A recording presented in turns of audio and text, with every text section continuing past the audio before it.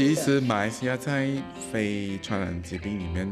在肥胖的这个环节是东南亚属于说，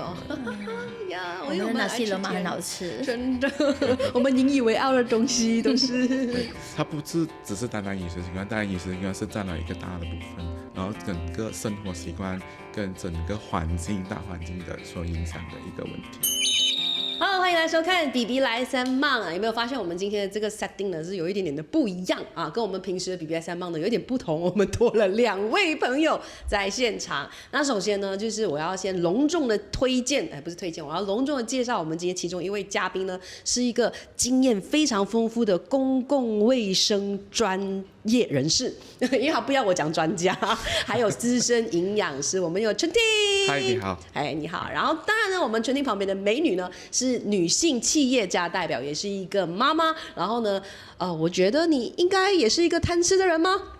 是，你看我的气色，你应该就知道了吧？所以你今天是要代表这一个就是贪吃的马来西亚人呢，还是什么样子一个马来西亚人在这边跟我们聊呢？就是一个马来西亚爱吃美食又照顾健康的女性，好吗？好啊，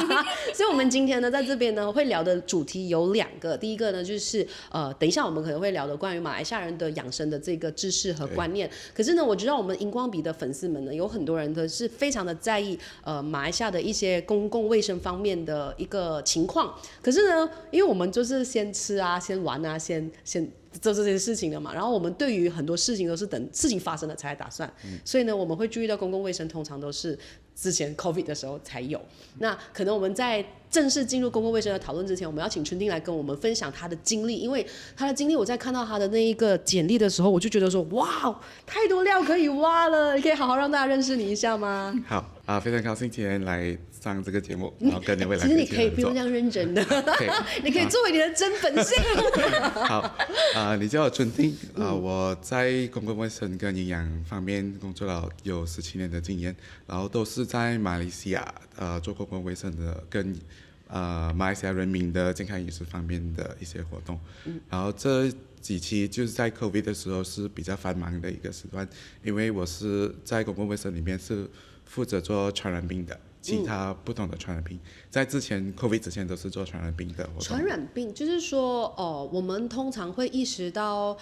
传染病的情况真的是要像 COVID 这样子，真的每个人都重要被关在家里的时候，我们才会 alert 到。可是实际上没有这件事情之前，我们被什么样子的传染病威胁了在马来西亚的社会？所以其实，在 COVID 之前还是一直会有传染病，只是我们大致上大多数的大马民众都已经打了疫苗。所以其实疫苗是预防传染病的其中一个最好的一个方法，所以我也是在疫苗方面有做很多不同小孩子打疫苗跟成人打疫苗的活动，然后所以这个是跟不同国际组织跟马来西亚政府卫生部跟一些NGO 跟其他的组织一起合作的活动，然后这些疫苗方面就包括肺痨，包括 measles， 包括其他传染病疾病的疫苗。所以其实马来西亚的人就是从出生到他成年以后，总共会有打几支疫苗？就是有几个疫苗是我们国民一定会打，什么BCG 那对，种。就大致上都是有10到13支疫苗，然后也看18岁之前我们就打过18支。对，就有这样多吗？我记得我的孩子一生出来第1个月起，就那种克林克西亚丹就开始打疫苗了，而且是每1个月都打到1岁到差不多2岁，对吗？是有一个期端的，所以我们马来西亚的卫生部有一个我们叫做 immunization schedule， 就是疫苗的一个时间表。对，每个国民都是一样的。对除了沙巴沙拉哇有不同的，有多余的有更多的疫苗，然后大致上你都会打到差不多10到15支。就是从 baby 的时候，可能你大概可以带到一下嘛，因为我觉得大家被保护了都忘记自己有被保护到。你一出世就第1支疫苗就打了，就是 BCG。那是打什么 ？BCG？就是 BCG。不是6年级打了没？第1支就是 BCG， 然后过后我们还是有一些其他的疫苗，然后也是要看近期疫苗的那个发展的制造过程，所以我们有时候我们讲说，你有一些疫苗是一个疫苗你可以预防不同的疾病。比如说3个到6个，所以我们叫做 hexasim，所以 pentasim 就是五个不同疫苗，在一支针里面，然后 hexasim 就是6个不同疫苗在一支针里面，所以我讲说10到15支就看你打的是什么疫苗。哦，这个是一直以来都是一个这样子的一个数量，这样子啦，都是国家完全出的这个钱，就是我们的纳税钱的嘛，对，1块钱都不用给的嘛。对，马来西亚的疫苗 vaccination program 就是 immunization program 其实是很好的，所以这个是长期以内马来西亚都会做的一个事情。那么比如说我们是做传染病的，当然有些时候就会有一些爆发的事件，我们就会有不同的时间表，然后有不同的响应去respond 去控制这一个传染病的研发。但是这个是要突然之间有的情况之下才会，这样是谁就是我们的卫生部在顾这个东西，然后所以这样参与这个讨论里面的人，对，所以会有什么样子的组成呢？所以卫生部是主要的一个主锤，就是要负责控制传染病的一个方面的东西。可是这一个活动是要靠大众，要靠其他做公共卫生的专员，然后去跟卫生部做一个配合，因为很多时候卫生部所提供的资料都是从大众的资料而来的。那比如说，如果今天有一些传染病在某一个角落发生，然后这个东西在一个部落或者在一个角落发生，那么这个部落跟这个角落的工作人员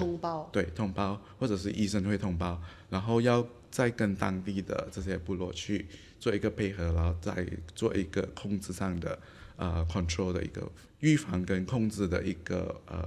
response。通报是要去打电话去哪里通报？就是在医院或者是诊所都会有卫生部会有一个系统，就 notification 做 infection disease notifications。所以在你的角度来看的话，马来西亚的这个所谓公共卫生的部分是非常的完善的吗？大概有几分？其实是非常好，马来西亚的卫生部是有一个完整的一个系统，然后比如说你在5公里以内，你一定会找到一个医疗诊所或者是医院，然后其实这一个方面马来西亚政府是做得很好，而且是一个国家系统化的，所以你不管你走到哪里都是同样一个系统。然后去其他国家，可能你在不同的地区有不同的系统，那么就什么意思呢？讲说是不同的国家，就你今天不同地方不同系统，就你今天在不管你是在槟城、在吉隆坡，或者是在沙巴、沙劳越的系统都是一样，就是统一的一个系统。那个系统是什么？就是收费系统，收费系统或者是资料存库，或者是它的 database 都是一样的。其他的国家不是这样的吗？不是一样的。会怎样？就是有其他国家可能它是分区域，或者是分私人医院、政府医院的系统不一样。所以我们这里的私人医院跟政府医院是 share data 的吗？有一些东西是 share data， 比如说 infection disease 就是 share data 的。OK， 所以对你来讲，马来西亚就是以你对，因为比如说像我们自己不是这个行业里面的人，这个专业里面的人，我们也没有得去跟别人比较。像你有参与很多就是一些国际组织的一些活动这样子，你可以讲一下你有参与过什么一些跨国方面的公共卫生的东西吗？对，所以比如说好像在 COVID 时候就是一些比较跨国性的一个活动，就是比如说提供一些资料。要怎样预防？要怎样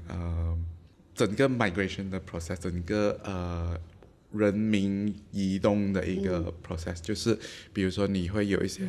MCO 的情况，然后在不同国家有不同的条例或者是规矩，然后或者是有一些传染病在某一个地区发生的时候，然后你就会有一些国家它就会封闭borders，然后就这些控制方面要做得比较好，那么就可以控制跟预防传染病，或者是在打疫苗的时候，我们是有控制疫苗的那个时间表，所以在传染病时间可能疫苗要比较多，或者是输进疫苗跟去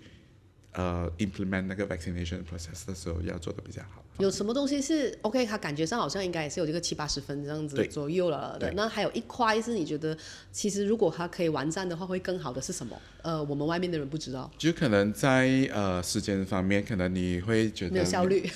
不是没有效率，只是他人口要应付的那个病人太多。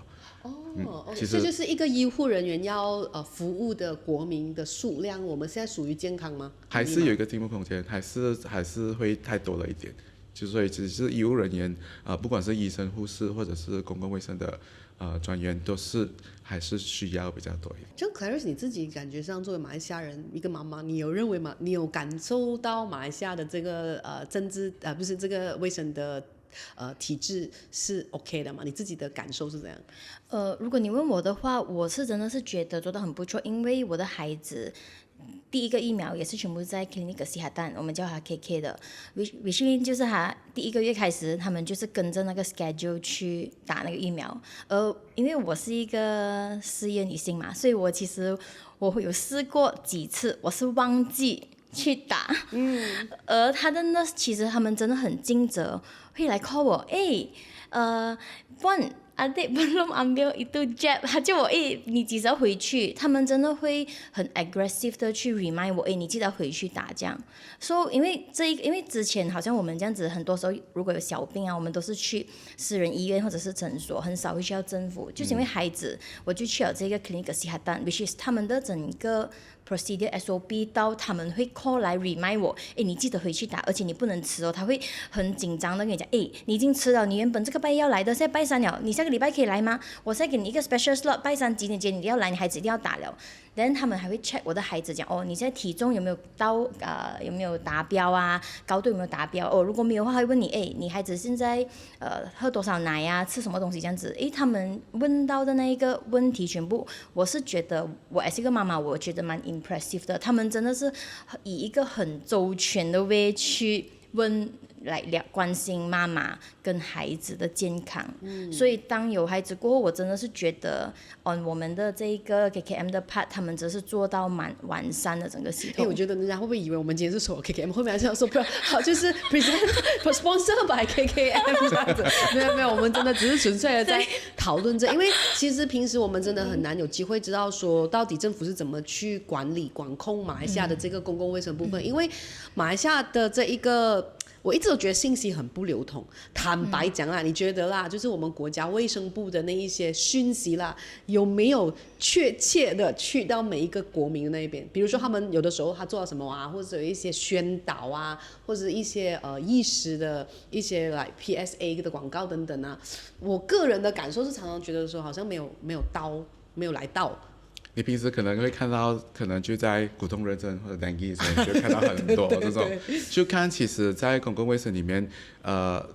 可能政府的政策里面，它会focus 在一些群组里面，因为很多群组其实他可能收到的讯息、接受到讯息只有从政府那边来，然后所以他可能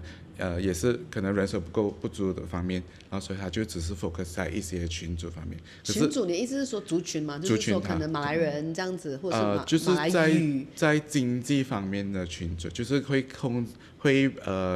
focus 在一些 B40 的群组里面。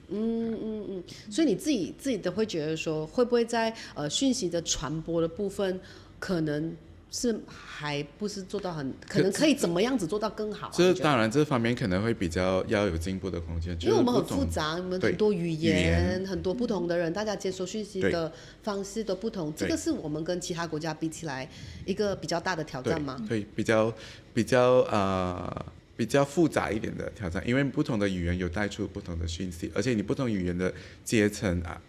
明白了解的方式也不一样，所以可能有不同阶层的人士，就比如说我在 B40 群组的时候，我可能要做一些比较 B40 群组可以了解、可以明白的语言，然后去传达这一个讯息，然后跟其他的群组可能会比较不一样。所以在政府公共卫生里面，所专注的课题跟医疗保健方面的东西，很大的部分都是在一些比较他没有其他的管道去得到这个讯息的，只有从公共卫生里面。因为他们政府可能会认为说比较有经济条件的人，他们自己本身的养生意识也比较高，他们自己会去 find out 到那些答案，所以不需要去往那个方面去。他不是完全不需要，他集中资源在 B40 这样子。OK，好像也是一个对道理哦。有的时候就 clear 了一点点，然后我也是也是比较大的一个群组，你看到他的人数也是比较大。对，而且他们通常如果真的是遇到了很多的问题，他们不会自己的预防防范或找到医治方法的话，其实对整个社会的那一个负担是更重的。对，所以为什么今天我们要聊这些东西呢？其实就是说公共卫生这个东西，你的国民健不健康，对于一个国家的表现和他自己的一个医疗负担的那个系统呢，其实是息息相关的。那你根据你的观察啦，你就是好像我之前有跟你聊过说，你要讲说马来西亚有一个数据库，然后你们是可以从那个数据库里面去感觉得到，或者是分析得到马来西亚的一个状况、疾病的状况，你这个可以多分享一点吗？就我们做公共卫生，就是看大数据而做决定的，或者是做一个政策来讨论一个政策的。大数据这些大数据是怎么来的嘞？就是大数据就是从不同的医院、不同的诊所，或者是不同的 survey， 或者是一些研究所所提供的，所以大数据其实不能只靠单一的一个来源，然后做一个我们叫它大数据，就mega data， 就大的一个数据。然后这些数据我们做公共卫生的，就我们不对1对1的病人对，所以我们就做一个公共，就是看它整个 population 整个群体的一个卫生政策，然后来再做一个决定，然后要怎样解决这个问题，或者要怎样 promote 提倡这一个健康意识的问题。好，这个是我们所会看到的东西。虽然我做的之前我一直做的这一块都是在传染疾病的，然后传染疾病里面有时候是一些比较紧急事迹的，就是比较你要 respond immediately emergency respond 的。然后可是我们也是看到在马来西亚公共卫生里面出现一个问题，就是有非传染疾病的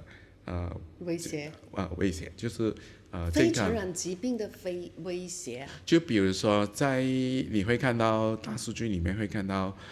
比如说心脏病糖尿病、慢性疾病跟高血压这种疾病的提升，那个 percentage 会逐渐的提高。你就会听过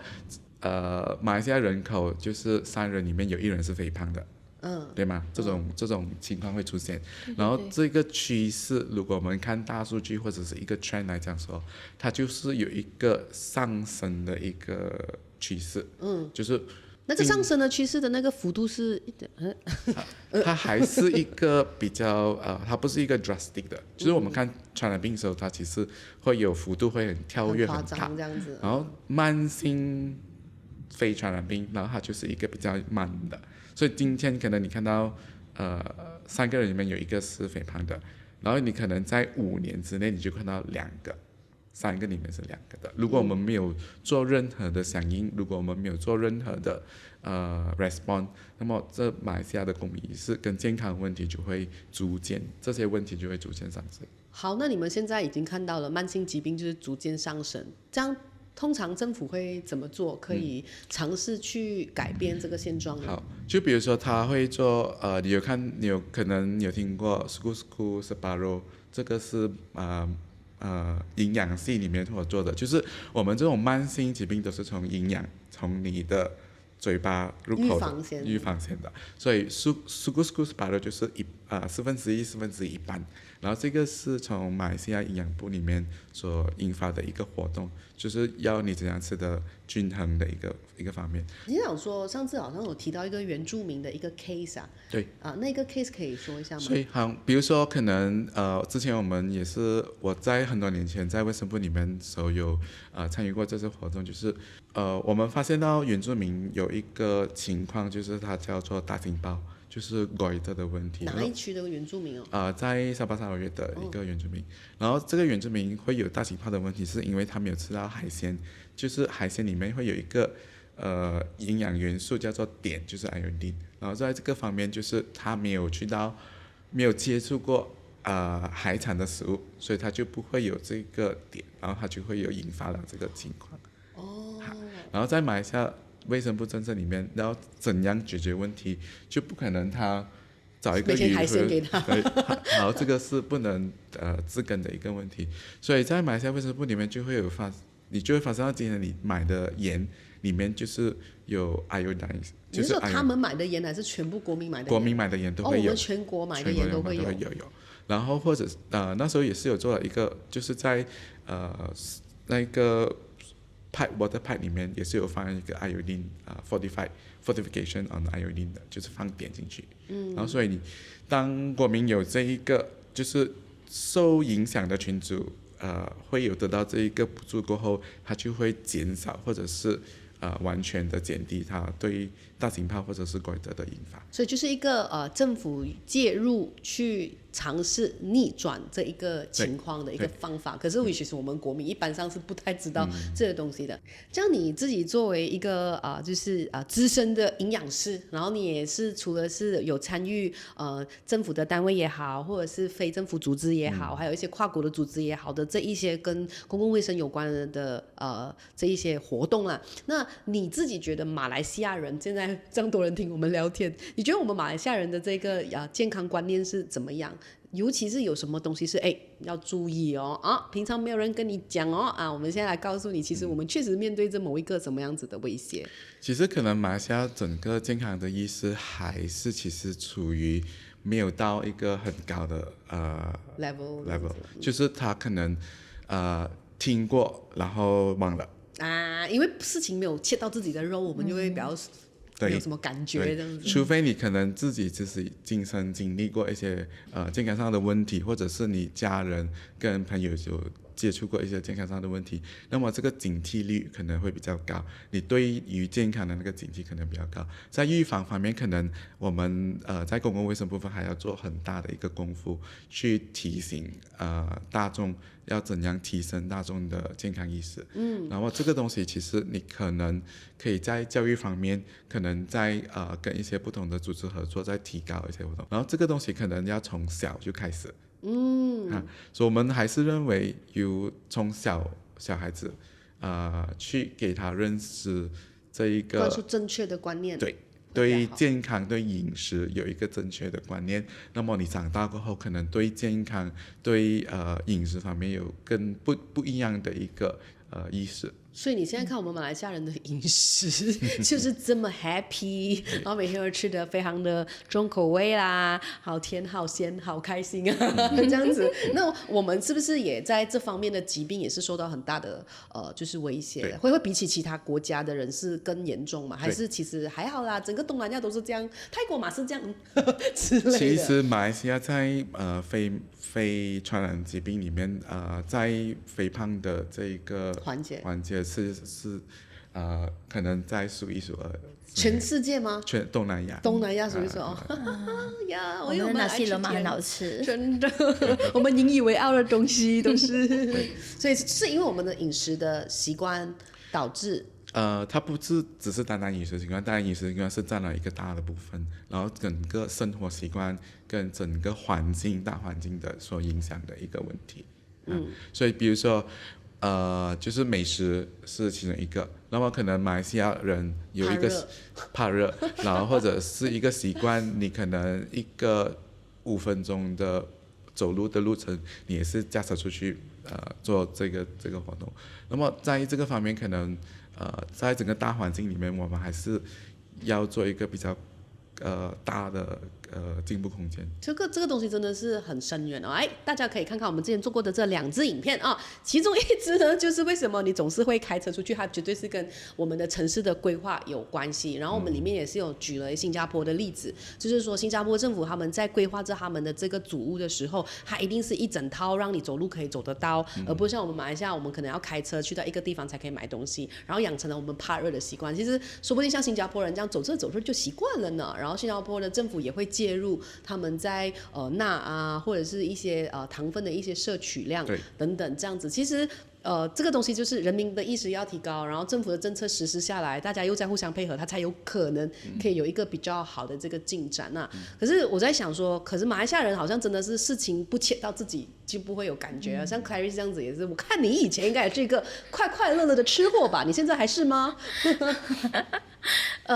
OK， 一开始的of course， 马来西亚这种美食嘛，甜品那些的嘛，我也是一个很爱吃的人。可是当我有了孩子过后，我渐渐发现到，哇，哇，其实外面真的是太多 processed food 了。我们去到外面，其实就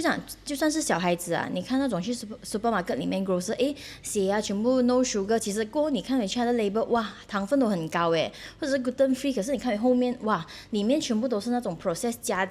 加了各式各样的那种营养进去，你会觉得哇，当在我们生活环境里面不知不觉中，其实都有很多 processed food 了，所以我就会去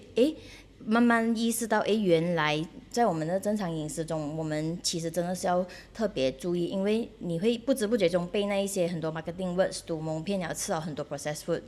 所以现在我也是慢慢会看到很多来真正需要去吃好，是不是？你就要去讲我要怎样去煮啊，什么这样子又很费时哦。所以这个也是一个我觉得 as 做一个妈妈过后，我蛮 concern 的一个点来的。我要怎样去 well plan 我的 meal， 不止我自己也是一个小孩子2-3岁小孩子，你要怎样 make sure 他摄取到对的营养。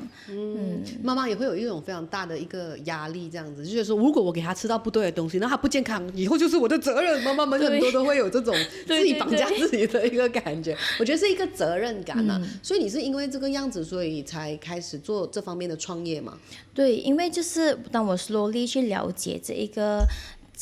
健康孩子的肠道健康的时候，我就发现到其实当我们真正是要摄取到对的营养，其实有从很多 real food 开始，我就会 slowly 去 start 现在的这一个品牌。So from 那边我就了解到，哇，原来食物是可以影响到那么多，不只是我们会不会生病，我们的免疫力，甚至我们的情绪，一些其实都有关联到。所以你的公司，你的这个品牌叫做 New Spring，New Spring 它真正要解决的就是你之前意识到的这个肠胃的一个问题。对，你可以多解释一下吗？就我们也趁机可以找我们的跟我们一起来分享。New Spring 其实是一个专门针对我们肠道健康的保健品。因为其实很多时候我们都发现到，我们现在人啊吃很多食物都是 processed food 来的，这些 processed food 就是那个 root cause to 让我们制造我们的那种健康问题啊，例如我们有肠道问题啊、胃酸倒流啊、胀风，甚至是得到一些好像刚才讲的那些糖尿病啊、cancer 这样子。所以整个 New Spring 的理念就是我们要回归自然，因为你看回去啊，1000年前是不是我们的那种祖先吃的食物都是最纯最热的？可是我们现在的人无形中其实都一直在吃着很多processed food， 而造成我们的健康受到这样大的危害。所以整个 New Spring 的理念就是希望可以通过最原始的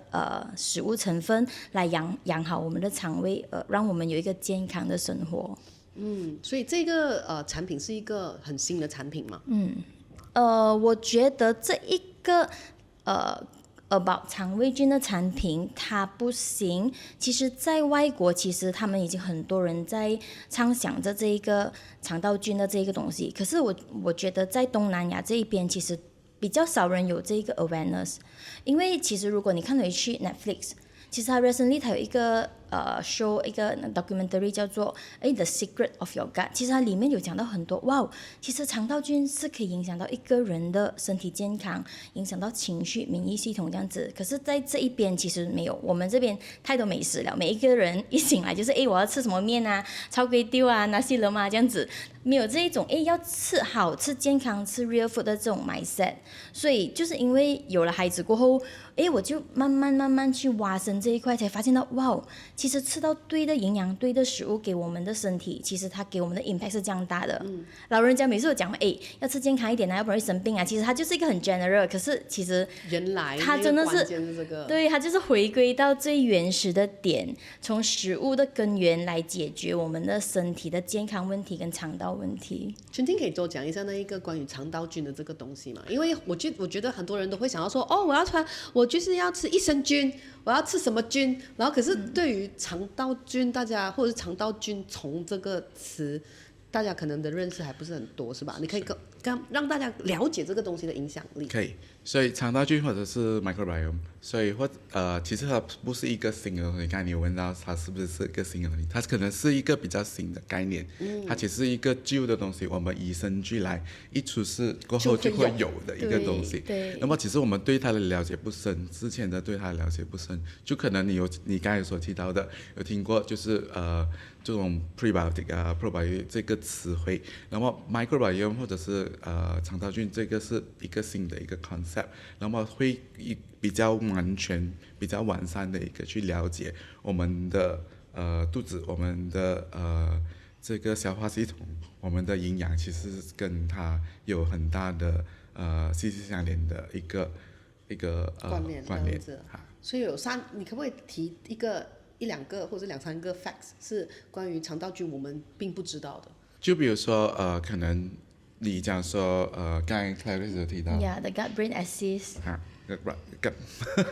你再讲一次。因为有一个我觉得一个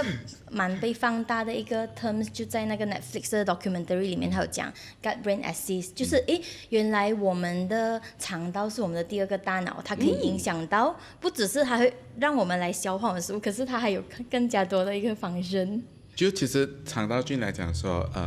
它为什么是这么重要，就是因为它从你一出世，你还没有吃东西之前，它已经会在你的肚子里面。到你人去世后，它可能还是在。比我们还要长命。对。然后，那么这个东西就是我们要怎样跟它相处。然后刚才 Clarice 有讲到，你的肚子就是你第二个大脑，然后它就影响。我的笨是因为我没有照顾它，真的可能有可能真的，因为我吃的不够健康，它不够。active 还是怎么样？它可能就是你的营养方面是摄取的，你整个全身的营养摄取都是从你的肚子来的。那么你的从肚子来，我们每次讲肚子来从胃来的时候，就是其实从你的这一个 microbiome 跟你的肠道菌里面跟你合作了过后的那一个我们叫做postbiotic， 这个 postbiotic 然后才给到你的这个营养。我想要问，因为每次我知道有一个点，就是很多人讲，你吃饱过后你会比较开心。其实我觉得这个就是 one of 一个 reason， 对吗？所以除了这些疾病之外，我们讲说可能胃道酸瘤啊，或者是colon cancer 啊，跟其他跟胃部有关联的这些疾病或者是 illness，它除了有这些功效之外，它还是可以提高你对身心灵的一个活动。就刚才讲说，跟肠胃跟身心灵的关系。对，就我们一直讲说，你的胃就是你第二个大脑，它其实是直接会影响到你的情绪方面的东西。我们很多时候讲说，你可能讲说，你吃糖你会开心，它就可能给你一个短暂的一个shock。就是你在短暂期内你会觉得比较开心，可是你要一个长期的一个比较愉快的一个心情的话，那么就从你的胃开始，从你的肠道菌开始，养好你的肠道菌开始。如何在你的食物里面影响到你情绪，就是可能你一定会有经过一些情况，就是你在某一个情绪方面的时候，你会 craving for certain food。对，我会耶，我就是为了突然之间想要吃叉烧哦，我可以从这一 KL 去 PJ 买不到了之后，再去苏邦，然后买不到更生气。对，那么这一个就是会直接影响到你的情绪。为什么你的食物会导致你的情绪波动的一些情况？那么在这个情况里面，就是你的肠道菌会影响你，或者你肠道菌跟你的食物的一个接洽的情况之下，会影响到你的一个情绪方面的东西。那么严格上来讲，你这一个是一个直接的反应，那么我一个长期的反应的话，就是你身心灵的健康。其实我觉得吃这个东西哦，就是肠胃啊、吃啊，对于我们华人来讲是非常重要。所以我们每次问候人家在吃饱没啊？我叫没给他不吃得开心吗？人家去喜宴的话好吃吗？这样子之类，都是以吃作为我们的一个问候的一个语。所以其实我觉得，尤其是对华人来讲，这部分真的是很重要。然后我也知道说，像我们之前有做一个专题，就是马来西亚华人的癌症的那一个，就是以肠道方面的这个癌症，其实是非常的高的，对吧？它还是有一个风险。然后其实也是可能在饮食方面，或者是在一个生活环境里面所导致的。所以可能我们有时候会觉得，你可能在饮食方面你照顾得很周全，可是你在你的生活习惯或者是在你的环境里面没有做很大的改变的话，那么它可能会影响到你的肠道菌。所以这个肠道菌的东西，它不是只是在饮食方面，它可能在你的生活习惯跟你的环境也会受到影响的。可是我觉得真的也蛮 sad 的一个点了，因为我有一个好朋友，他的爸爸上个月就是大肠癌过世，而且他一 discover 的时候，其实已经是最末期了的。然后因为那段时间我的朋友就一直去政府医院带他爸爸去复诊嘛，但他就跟我讲，诶，很 sad 的，我去到那一个 colon cancer 的 department， 我就发现到哇，20多岁长得很漂亮的女生，她的肚子这边就开一个洞，有一个大肠在外面，所以他就问那个医生就讲，哦，其实现在大肠癌已经年轻化了，甚至你20多岁、10多岁，你都有可能会中大肠癌，因为很多人都完全都不介意他的饮食吧，每一天可能就是 fast food 啊，吃很多煎炸啊，完全就没有一个好的 diet， 所以真的是这个大肠癌已经是在我们大家都不懂的情况，对，威胁着大家，对，已经是变到年轻化了。所以其实真的是我也因为最近有点胃食道逆流，然后呢，我才开始去关注这方面的东西，我就发现说原来很多人都有肠道还有就是胃的一些状况而不自知，很多时候他们就可能会直接吃胃药去舒缓一下那个情况，但实际上它并不会去解决到那个就是你的根本的一个问题，因为有时候我们连根本的问题我们都搞不懂这样子，所以刚才的时候我就给你拿了一包 Newsspring， 然后我就来喝一下，因为你讲说这是纯天然完全天然的这样子分散自喝的粉这样子，所以也许有一些朋友他经常会胀风啊、胃痛啊，还有什么症状是其实我们可能没有注意到，但我们肠胃已经在抗议，或者是我们的肠道也在抗议了的，是什么症状？就好像可能你会有便秘，会有胃胀风，会有胃酸倒流胃痛，可能你在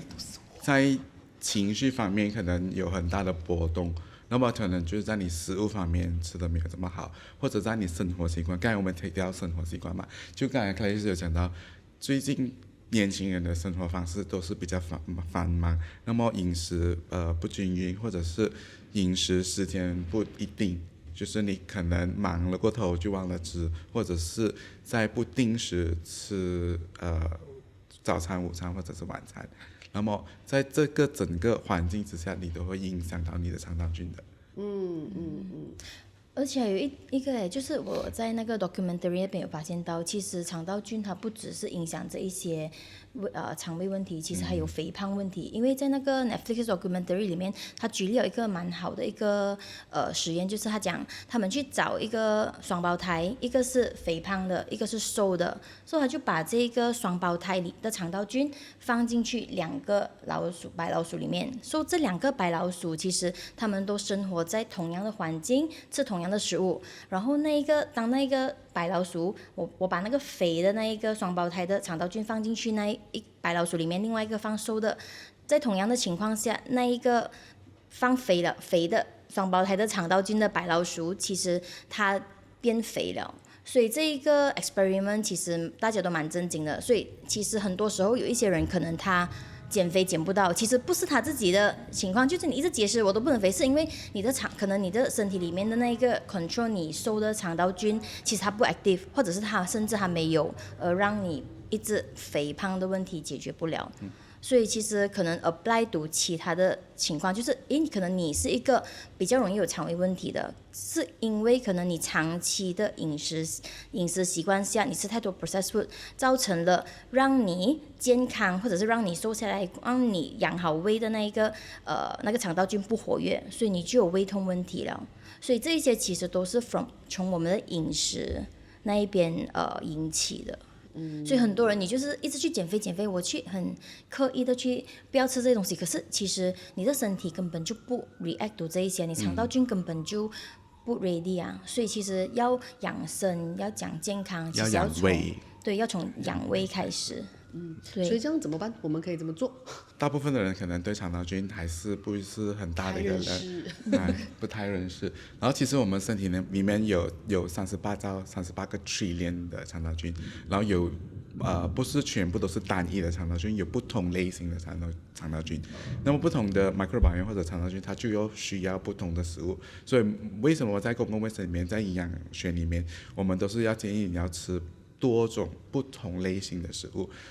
，either是在颜色上或者是在种类上要吃多不同 balance 的食物，那么这些都会直接影响你肠道菌所需要的养分，然后才去帮助你身体做的比较健康的东西。那可是在这个情况之下，在我们现实生活方面，在整个饮食方面，可能你很难做到这一点，因为你真的是，除非你自己，我们之前有讲过的，除非你自己煮，那么可能你自己煮。自己准备食物，可能也不能真的是准备那么齐全。那么可能在营养学方面，你可能自己煮，你会比较控制。可是我们讲说，其实你还是不足，除非你就自己种菜，你就有一个菜园自己种菜。那么在这个整个环境里面，它可能会导致到一些你不方便的一个情况。我们讲说，为什么今天这个问题是在现实上、生活上会发生的一个事情？可能在以前的时候比较少，就是以前的人的生活习惯，你就是自己种菜，自己准备食物，然后自己，那么你有这一个生活习惯，这一个资源去做这个事情。可能今天的时候，还有时间，你没有时间，你也没有那个地，你没有那一个空余的地方去做这个事情。可能给你多一个例子，就我之前问你，你有吃过有种子的香蕉吗？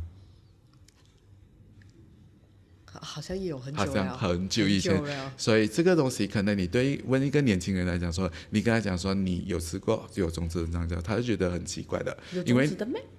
我没有吃过，我是年轻人，我没有吃过有种子的香蕉哦。其实为什么你今天会吃到没有种子的香蕉，就是它是一个供应市场的一个改造，就是要提供整个市场所需要的这一个食物，然后改造去，然后你才会去吃到这个东西。所以其实今天你最原始的香蕉还是其实有种子的。然后我们在肠胃菌里面，它是要吃到最原始的那一个食物，然后它才可以帮你知道更健康的一个身体。对，所以其实，在我们的产品里面，也是有一些也是有 green banana 成分，因为现在的人已经太快脚步了，吃了太多 processed food，所以我们最原始的那种食物啊，好像马铃薯、玉麻这些根本不可能会在我们的三餐里面我们会吃到的。马铃薯会吃到吧，只是说可能我们没有办法吸收到它最没有被改造过的那一种养分，对，所以我们的产品的理念就是我们要回归自然，就用最原始我们祖先吃的那一些食物来养好我们的肠胃菌，这样子来解决我们健康上的一些问题啊，尤其是肠道的一些问题，例如胃胀风啊、胃酸倒流啊、胃痛等等这样子的问题。对，我真的是最近这段时间呢，是发现说晚上会干咳心，然后真的是去照了胃镜，发现我真的有胃酸倒流的时候，我才发现说谁哦，真的是原本只是以为打个嗝、胀个风，只是吃了一些什么东西。当我发现有这个问题的时候，我开始干症了，因为我开始做很多 research 才知道说，如果你不顾它的话，它是会演变成癌症的，胃癌也好，或者是哪个，我就对，所以大家不要因为忙碌的生活而去忽视一些这些症状啊。那我们现在有争取到一些的这个名额，可以让大家试试看看。如果说你真的是有类似这样子的症状，观察一下自己的身体，因为你要去关心你的身体，然后要为它做一些什么东西，它才会被保养，才会变好，才会帮你赚更多的钱和找更多的快乐。那最后你们两位有什么想要再提醒大家吗？好，所以最后做一个总结，就是其实我们在营养学里面就讲说，你要吃的比较健康，你要吃的营养的食物，那么这个当然是很重要的一个部分。那么如何让你这吃进的营养去吸收呢？就靠你的肠胃菌去帮助你做这个步骤。OK， 我希望更加多人可以关注肠道健康，因为其实要健康，要先养好肠胃菌这个观念。好，那今天非常感谢两位的时间和跟我们分享这么多。那刚刚如果说你有兴趣的朋友呢，可以在我们的这一个描述栏那一边呢填表格去领取这个试用装。然后呢，如果说你有兴趣讨论更多的这个公共卫生方面的议题的话呢，也可以去 follow 我们的镇定 ，of course 也包括了我们的 Clarice， 谢谢两位，谢谢你。